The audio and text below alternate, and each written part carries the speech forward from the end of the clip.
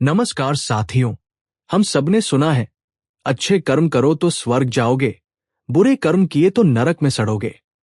बचपन से ही हमारे दिमाग में ये बात डाल दी गई है कि हमारे हर काम का हिसाब किताब हो रहा है।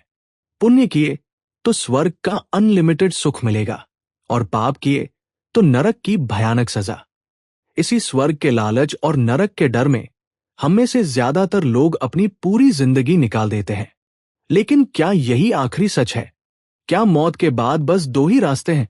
क्या हो अगर मैं आपसे कहूं कि भगवद गीता एक ऐसे तीसरे रास्ते की बात करती है जो स्वर्ग के सुख और नरक के डर दोनों से परे है। एक ऐसा रास्ता जहां जन्म और मृत्यु का ये खेल ही खत्म हो जाता है। आज हम उसी तीसरे गुप्त रास्ते को समझने की कोशिश करेंगे, जिसका ज्ञान खुद भगवान कृष्ण ने अर्जुन को कुरुक्षेत्र के मैदान में दिया था। ये ज्ञान सिर्फ अर्जुन के लिए नहीं, बल्कि हम सबके लिए है जो इस जीवन और मृत्यु की पहेली को सुलझाना चाहते हैं। स्वर्ग और नरक का अस्थायी सच। जब भी हम मौत के बाद की दुनिया के बारे में सोचते हैं तो दो ही तस्वीरें सामने आती हैं। स्वर्ग यानी ऐशो आराम और हर तरह की खुशियां, और नरक मतलब दर्दनाक सजाएं और कभी ना खत्म होने वाला दुख। गीता इस बात को नकारती नहीं है, लेकिन वो इसके पीछे का अधूरा सच बताती है। भगवान कृष्ण कहते हैं कि जो लोग अच्छे काम और पूजा पाठ करते हैं वे अपने पुण्य कर्मों के फल के तौर पर स्वर्ग जाते हैं। वहां उन्हें देवताओं वाले दिव्य सुख मिलते हैं। लेकिन यही एक बहुत बड़ा ट्विस्ट है। गीता के मुताबिक स्वर्ग कोई परमानेंट एड्रेस नहीं है। ये एक 5 स्टार होटल की तरह है, जहां आप तभी तक रह सकते हैं जब तक आपके पुण्य की करेंसी खत्म नहीं हो जाती। जैसे ही आपके अच्छे कर्मों का बैलेंस 0 होता है, आपको फौरन इस दुनिया में यानी मृत्यु लोक में वापस भेज दिया जाता है।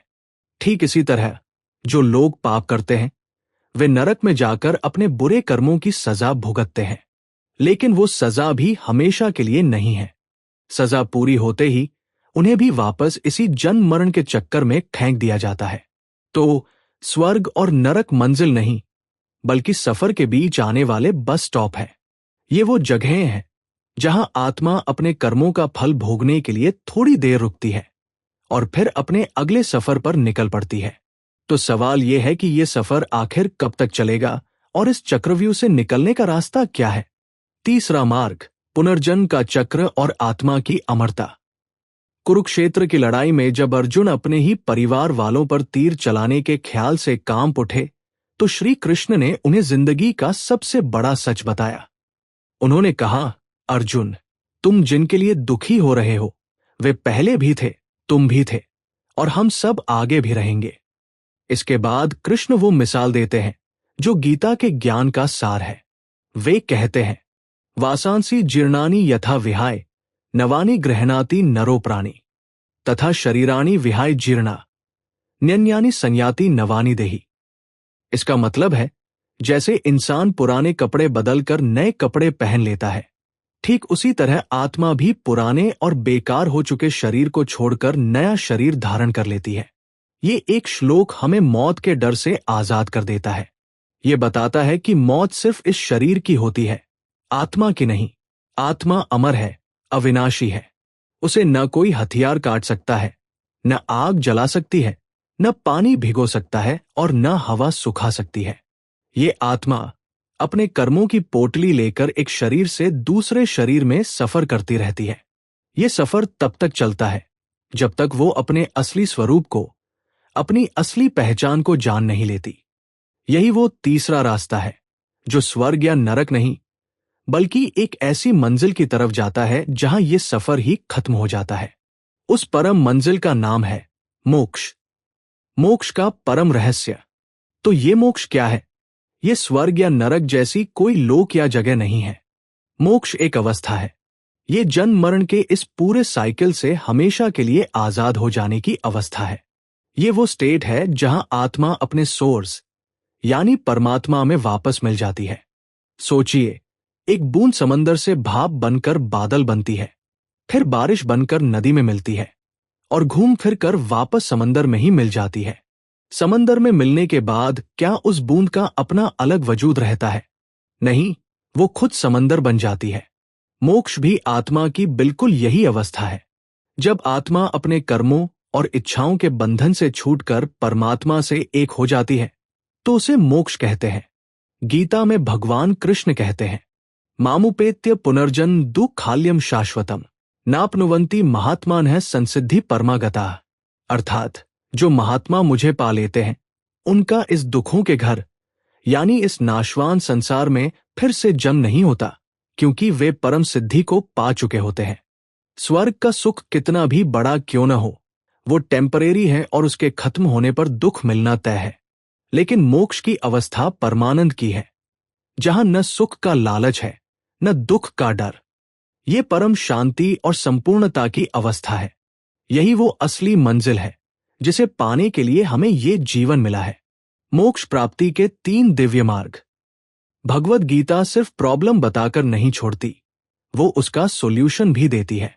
श्री कृष्ण ने मोक्ष तक पहुंचने के 3 मुख्य रास्ते बताए हैं, जिन्हें योग कहा जाता है।